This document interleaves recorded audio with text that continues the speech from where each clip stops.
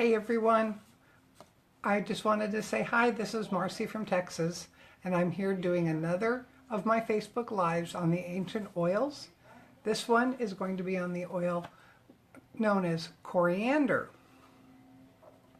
Before we get started, and while everybody is finding out that I'm doing this right now and coming to join me, I'm going to read the disclaimer. Any information presented is not meant to diagnose, prescribe, cure, or prevent any illness or disease. Neither are the products mentioned here meant to do the same.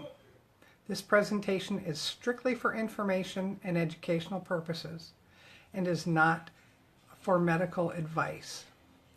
Please seek a qualified health care professional of your choice when making healthcare choices for yourself or your family, including your pets. Hi, Lisa. Good to see you. Hope you're having a fabulous day. Hope that many of yours is getting better. I was so sorry to hear about it. Okay, so today we're doing coriander. That's what it looks like. Young Living also does bottles coriander in a Vitality, which is labeled for internal use. I don't know how many of you have heard of coriander. I know that it's kind of an herb that I've seen in the flavoring section of the grocery store. But did you know that coriander is actually cilantro? I did not know that. Coriander is the seed. Cilantro is the plant that derives from the seed. And it's mentioned in scripture back in Numbers when they were describing manna. They said it is as coriander. So I looked up several versions, couldn't figure out if it means it's the color, because it said, and it looks like a resin, like a frankincense resin or whatever. So I don't know if it meant that it was the color of the coriander seed or if it tasted like coriander seed. I don't know.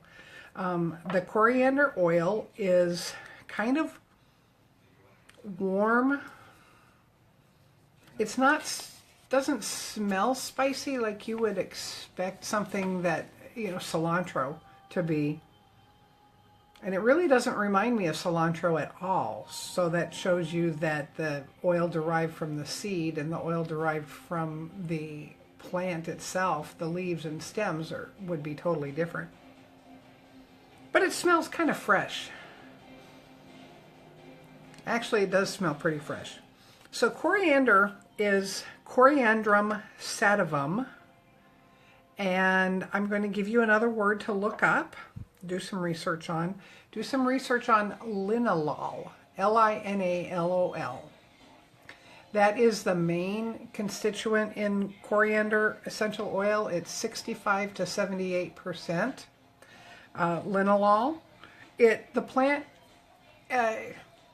it's been known in ancient Egypt. It was actually prized by the Egyptians. They found it in the tomb of Ramses II, or Ramses II.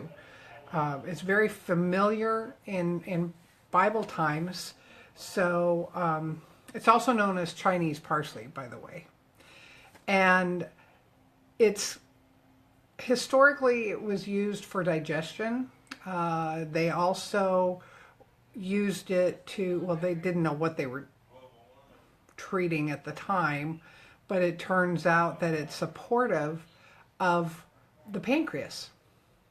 So if you feel like your pancreas could use some support, look at the coriander essential oil for supporting that. And again, we do make it in the Vitality version, which means that the Vitality you can actually take internally. I tasted this oil a few minutes ago. Not so pleasant to me. It didn't taste at all like cilantro. It doesn't taste like it smells, which is a good thing. On my tongue, it almost tasted like turpentine. So if I were to take the Vitality, coriander Vitality internally, I think I would put it in a capsule. Although you could use it in, like if you were making some homemade healthy salad dressings or something, you could use it as a spice in that. Otherwise, you want to use this one, the one that has the colored label, is labeled for aromatic and topical use. Now, because it doesn't smell hot, but it can be hot. It can be can produce a rash on your skin. So if I were you, if you're going to put it on topically, definitely dilute it with a drop or two of something like olive oil, or Young Living makes a V6 essential oil.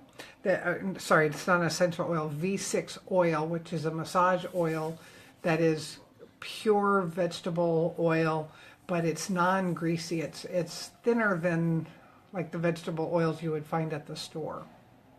Oh, since I'm talking about oils, vegetable oils, or V6 or olive oil, or whatever to dilute, if you're going to dilute, I would recommend that you only dilute what you're going to use that day or that time. Keep a little thing of, maybe get a roller bottle. You can buy roller bottles now. You can find them on Amazon. With some of the olive oil or V6 or grapeseed oil or whatever you choose as your dilution oil in a roller bottle, and rub it on, because these vegetable oils have fat in them.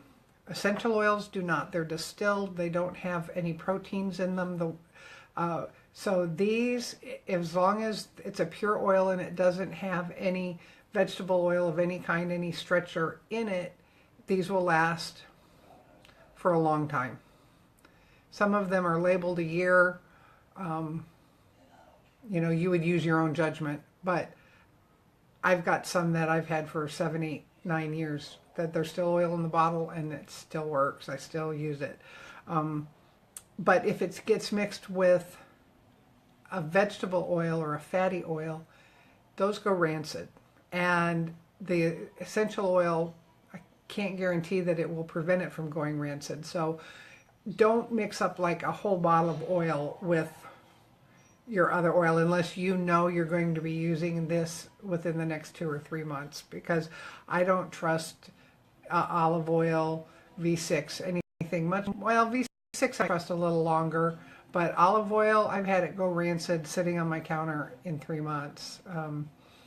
So don't mix extra oil that you think you might use, because you may end up throwing it away if the carrier oil goes rancid on you. So let's see. Yeah, Cairo University is doing some research on coriander essential oil. I can't really tell you what they're researching it on. I can only suggest that you go look it up and do some research. If what I've said about it being supportive of the pancreas intrigues you at all, go do some research and find out how different universities and medical schools in the world are studying coriander seed oil. Thanks so much for watching. Hi, Patrick. Oh my gosh, I haven't seen you in forever. Hi, Sandy. How are you doing? Anyway, I hope you all have a blessed, marvelous day, and I will see you tomorrow. Bye.